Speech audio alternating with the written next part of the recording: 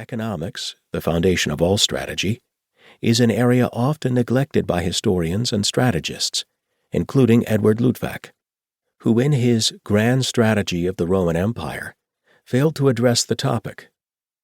One wonders, given the importance of economics for formulating and implementing strategy, why is it absent from so many historical works? The best explanation I can offer is that political economy and finance are so removed from the expertise of historians and today's strategists that they ignore the topic. For instance, several years back I attended a conference focused on grand strategy at the Naval War College in Newport, Rhode Island. In the first moments of the opening speaker's talk, he said, "If we are here to talk about grand strategy, or even strategy, we must talk about economics. For if we are not discussing economics, we are not talking about strategy." This comment was loudly applauded by the approximately 200 participants. But after the applause had quieted, the topic was never again addressed during the remaining 4 days of the conference. One, however, must tread carefully when discussing economic and financial topics in the ancient world. For, as Everett Wheeler long ago warned me, we know nothing about Roman economics.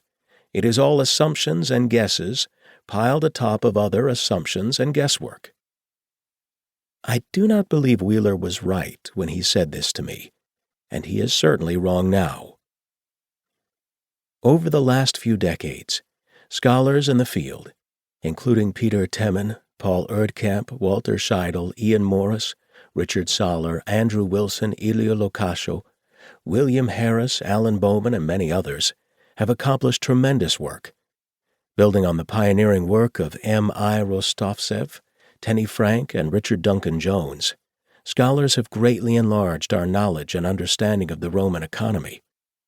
Consequently, I do not have to be an expert on the foundational, written, epigraphical, or archaeological evidence on which these scholars base their conclusions, as I have the luxury of standing atop their shoulders. Strategy of empire, therefore, does not break any new ground when discussing the economy of ancient Rome. Rather, it integrates the consensus of findings of those just listed into a wider examination of Roman strategic thinking, as well as how the economy impacted strategic decisions and their execution.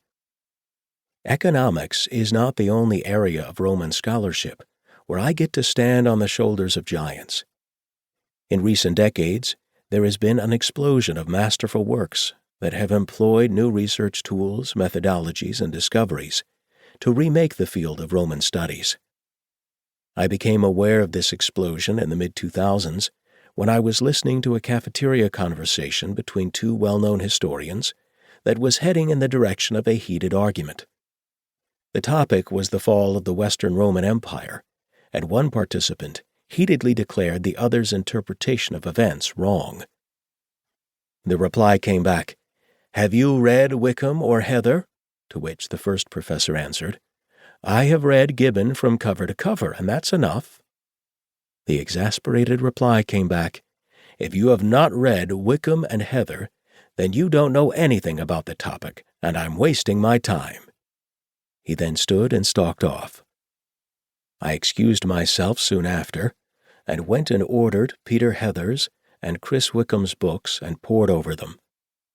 That started 15 years of reading works by great historians, David Potter, Fergus Miller, Benjamin Isaac, Noel Lenski, Michael Kolakowski, A.D. Lee, Hugh Elton, C.R. Whitaker, J.E. Lendon, Kenneth Harrell, A. Cameron, Ward Perkins, Philip Sabin, Hans van Wees, Michael Whitby, and a host of others.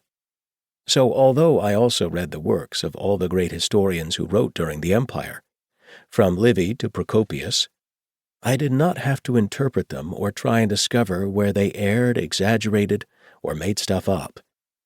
Others, much better versed in the intricacies and pitfalls of dealing with ancient sources, have already done the heavy lifting in that regard. So although the Historia Augusta is a fascinating read, one must be extremely careful in its use, as much of it is clearly fabricated. Separating truth from fiction in the Historia.